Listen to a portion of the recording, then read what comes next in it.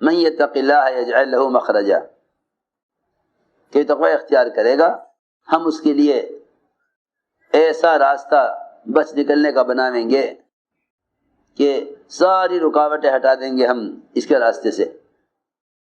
یہ ایک آدمی گناہ سے بچنا چاہتا ہے، ایک شخص گناہ سے بچنا چاہتا ہے، ہم متقی کے لیے ایسے راستے نکالیں گے کہ جہاں سے راستے کا نکلنا آدمی سوچ بھی نہیں سکتا، ہم ایسے راستے سے اس کو نکالیں گے۔ جب کسی شخص کو گناہ کے اندر مبتلا کیا جائے اور گناہ پر مجبور کیا جائے اور وہ اس مجبوری میں اپنے آپ کو معذور سمجھ کر گناہ سے بچاوے، یہ نہ کہے کہ بھئی اس زمانے میں تو اس گناہ سے بچا نہیں جا سکتا۔ بہت سے گناہ ایسے ہیں جنہیں مسلمان یہ سوچ کر رہا ہے کہ ان سے بچنا اس زمانے میں مشکل ہے۔ سنو، بہت سے گناہ ایسے ہیں جنہیں مسلمان یہ سوچ کر رہا ہے کہ اس گناہ سے اس زمانے میں بچنا مشکل ہے۔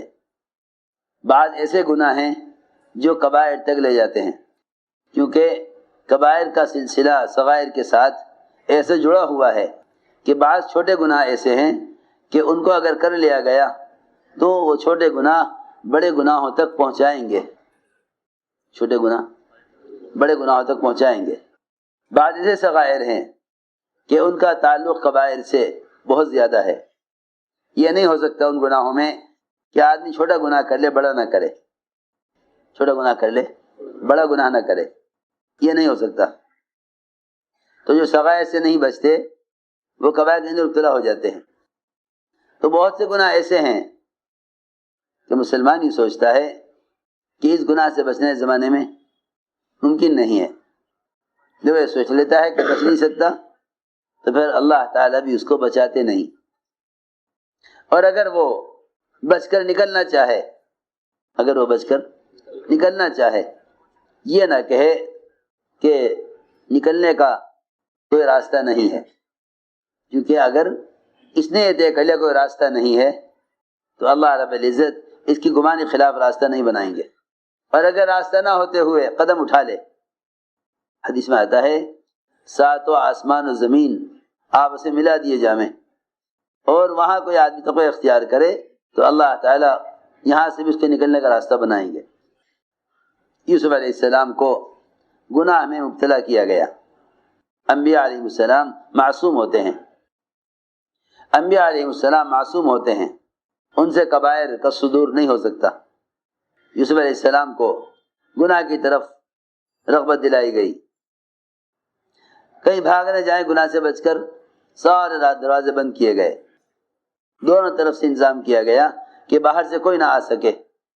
یہ دروازے دونوں طرف سے بند تھے، اندر سے اس لیے بند کیا گیا تھا تاکہ یوسف علیہ السلام گناہ سے بچ کے بھاگ نہ سکیں، باہر سے دروازے اس لیے بند کیے گئے تھے کہ باہر سے کوئی اندر آ نہ سکے۔ اتنا انتظام کیا گیا گناہ کے لیے۔ لیکن بات یہ ہے کہ تقوی اصل میں تقوی کے ماحول میں متقی بننے کو نہیں کہتے۔ لوگ اپنا تقوی ظاہر کرتے ہیں تقوی کے ماحول میں۔ میں کیا بتاؤں آپ کو، نماز کا مزہ، نماز کا دھیان کہیں نماز کے ماحول میں ہوں گے تو ہو جائے گا، جہاں ماحول نہیں ہے وہاں عمل نہ کرے گا، جہاں ماحول نہیں ہے وہاں عمل نہ کرے گا۔ ہم گئے ایک ایئرپورٹ پر، ساتھیوں نے کہا نماز کہاں پڑھیں گے؟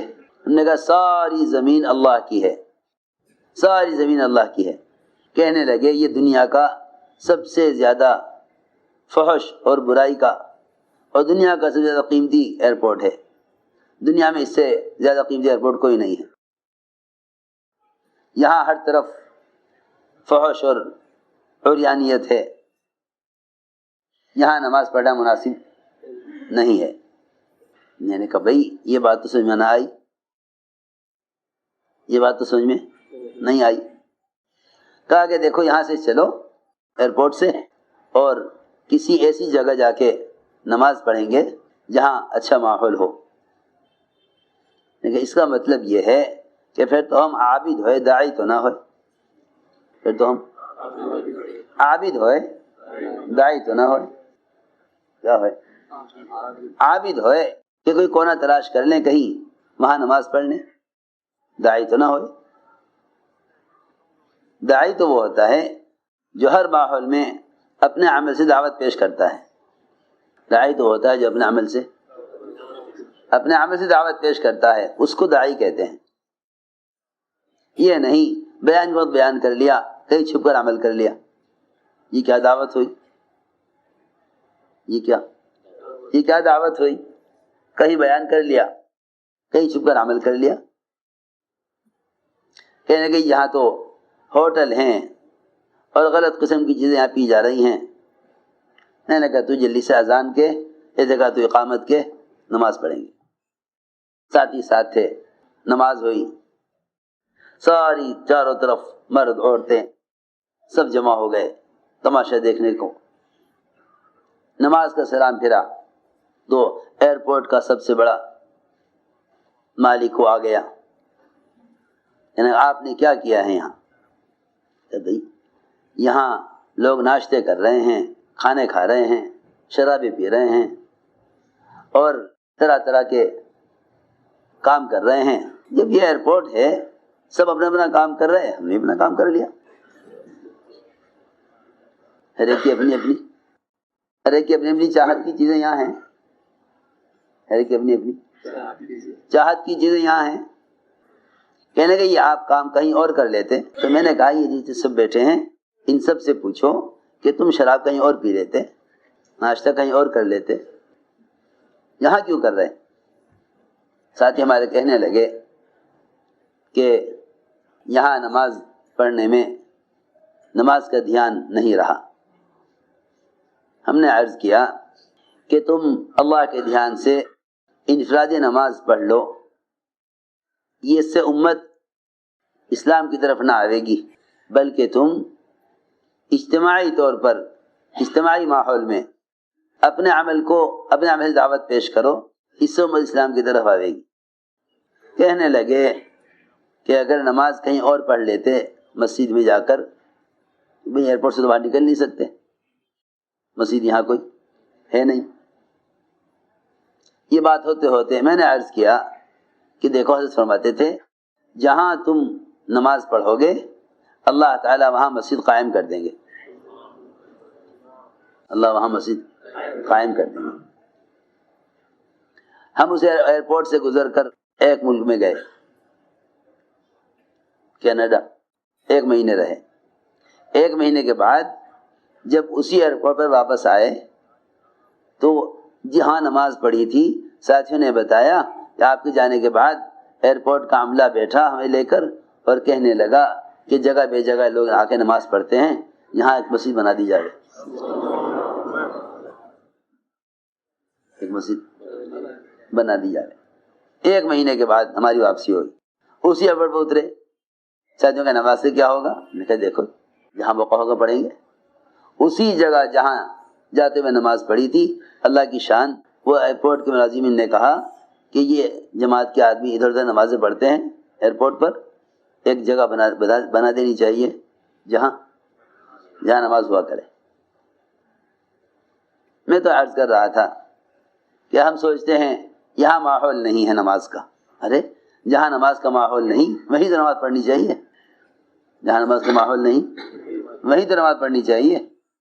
ساری دنیا کے اہل باطل وہاں گناہوں کا ماحول قائم کرتے ہیں جہاں گناہوں کا ماحول نہیں، اور ساری دنیا کے مسلمان وہاں عبادت کرتے ہیں جہاں عبادت کا ماحول ہو. کتنا فرق ہے دونوں کی سوچ میں. ساری دنیا کے اہل باطل وہاں گناہوں کا ماحول قائم کرتے ہیں جہاں گناہوں کا ماحول نہ ہو، اور مسلمان سوچتا ہے نماز وہاں پڑھوں گا جہاں نماز کا ماحول ہو. اس کے اعمال متعدی نہ ہوں گے جب تک یہ عمل کو لے کر پھرے گا نہیں.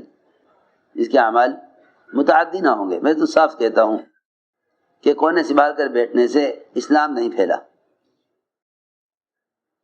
کونے سنبھال کر بیٹھنے سے اسلام نہیں پھیلا.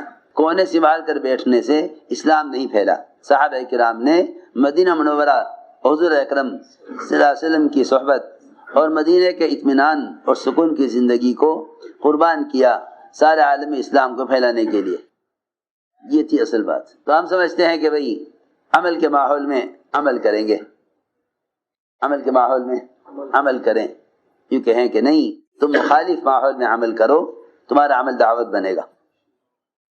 تو میں نے عرض کیا پہلا وعدہ تقوی پر یہ ہے من یتق اللہ یجعل لہ مخرجا، کہ جو شخص کسی بھی ماحول میں ہو اور وہاں اللہ سے ڈرے تو اللہ رب العزت اس کے بچنے کا راستہ بنا دیتے ہیں. زلیخا نے یوسف علیہ السلام کے ساتھ ارادہ برائی کا کیا، زلیخا نے یوسف علیہ السلام کے ساتھ ارادہ برائی کا کیا، اپنے بت کے اوپر کپڑا ڈالنے لگی. اسے کیا کر رہی کہ میرا بت دیکھ رہا ہے، یہ میرا معبود ہے، مجھے اس سے شرم آ رہی ہے. لکڑی کے بت سے ایک کافرہ بھی شرماتی ہے، حالانکہ اسے خود معلوم ہے کہ نہ یہ دیکھنے والا ہے، نہ یہ میرے گناہ پر پکڑ کرنے والا ہے، نہ یہ مجھے حرکت سے اپنی حرکت سے کچھ اس کام سے روکنے والا ہے، معلوم ہے اس کو. لیکن کیونکہ اس کے عقیدے میں یہ اس کا معبود ہے، اس کے عقیدے میں یہ اس کا معبود ہے، ایک کافرہ گناہ کے کرنے میں بت سے شرما کر اس پر کپڑا ڈال رہی ہے تاکہ مجھے نہ دیکھے. تو پھر ایک مسلمان کو کسی گناہ کے موقع پر اللہ کے دیکھنے کا کتنا یقین ہونا چاہیے، اللہ کے دیکھنے کا کتنا یقین ہونا چاہیے. ایک مسلمان کو اللہ کے دیکھنے کا کتنا یقین ہونا چاہیے. اس لیے کہ قرآن نے تقوی والا انہی کو فرمایا ہے جنہیں گناہ کے وقت اللہ یاد آ جائے، جنہیں گناہ کے وقت اللہ یاد آ جائے. میں کیا عرض کروں، لوگ اللہ کو یاد کرتے ہیں عبادات میں، حالانکہ عبادات تو اللہ کی یاد کا مظہر ہیں. اگر گناہوں کے وقت اللہ کو یاد نہ کرو گے، اگر گناہوں کے وقت اللہ کو یاد نہ کرو گے تو گناہ اور اعمال دونوں معمول بن جائیں گے، دونوں معمول بن جائیں گے. ہماری بات پہ میں بہت توجہ دینی پڑتی ہے، یوں نہیں میں بولتا رہوں آپ سنتے رہیں. اس زمانے میں مسلمان پر حالات اس لیے ہیں کہ اعمال اور گناہ ایک معمول سا بن گئے ہیں. جب آدمی گناہ کا عادی ہو جاتا ہے تو گناہ جسم کے لیے غذا کا کام دیتے ہیں، جسم کے لیے غذا کا کام دیتے ہیں. جس طرح غافل آدمی کی عبادت ایک عادت بن جاتی ہے، گناہ بھی ایک عادت بن جاتے ہیں، گناہ بھی ایک عادت بن جاتے ہیں. اس لیے میں نے عرض کیا کہ اصل ذکر گناہ کے وقت اللہ کو یاد کر لینا ہے، اصل ذکر گناہ کے وقت اللہ کو یاد کر لینا ہے. تنہائی کا ذکر بھی اس لیے ہے تاکہ گناہ کے وقت اللہ یاد آوے. تنہائی کا ذکر بھی اس لیے ہے تاکہ اللہ تعالیٰ گناہ کرنے وقت یاد آوے. دیکھو تو صحیح، نماز میں تو سوچتا ہے کہ دھیان جما لوں، لیکن گناہ کرتے ہوئے نہیں سوچتا کہ اللہ دیکھ رہے. تو میں نے عرض کیا یوسف علیہ السلام کے لیے سارے دروازے بند کیے گئے. اگر نعوذ باللہ یہ سوچیں کہ بھئی بچنے کا تو کوئی راستہ ہے نہیں، بچنے کا تو کوئی راستہ ہے نہیں. اس زمانے مسلمان کا خیال یہ ہے کہ اتنا دین اختیار کرو جتنے دین کے اختیار کرنے میں حکومت کی طرف سے کوئی خطرہ نہ ہو. یہاں خطرہ اس بات کا ہے کہ جیل میں ڈال دیں گے اگر ہم نے سچ بولا. وہاں حالت یہ ہے کہ یوسف علیہ السلام پہلے ہی کہہ رہے کہ مجھے اللہ جیل زیادہ پسند ہے، اگر میں ان کی بات نہ مانوں اور یہ مجھے جیل میں ڈال دیں تو رب السجن احب الیہ، کہ مجھے جیل ان کے اس عمل سے زیادہ پسند ہے. اگر میں یہ سوچ کر ان کی بات مان لوں کہ مجھے جیل میں ڈال دیں گے تو پہلے ہی میں تیرے سے کہہ رہا کہ مجھے ان کے عمل سے، ان کے فعل سے، ان کے اس گناہ کے ارادے سے جیل زیادہ پسند ہے. رب السجن احب الیہ مما یدعوننی الیہ، اے اللہ مجھے جیل ان کے عمل سے زیادہ پسند ہے. یعنی مسلمان کسی ہلاکت کو پسند کر لے گا گناہ کے مقابلے میں. تو یہ نہ کہا کہ بچ تو سکتا نہیں تو چلو ان کا جی خوش کرنے کے لیے یہ گناہ کر دیا جاوے. یوسف علیہ السلام اٹھ کے بھاگے. اسے اطمینان تھا کہ جا تو کہیں سکتے نہیں، دروازے بند ہیں. جس دروازے پر پہنچتے تھے وہ دروازہ ان کے پہنچنے سے پہلے دونوں طرف سے کھل جاتا تھا، دونوں طرف سے کھل جاتا تھا، کیونکہ باہر سے بھی بند کیے گئے تھے، اندر سے بھی، وہ دروازے دونوں طرف سے کھلتے تھے،